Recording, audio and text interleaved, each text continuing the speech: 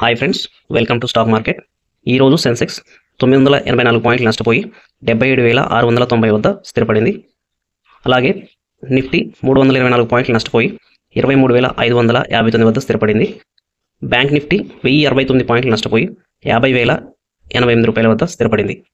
Sensex 1.25%, Nifty 1.3%, bank Nifty 2%, అలాగే small cap 3% ఈరోజు నష్టపోయాయి.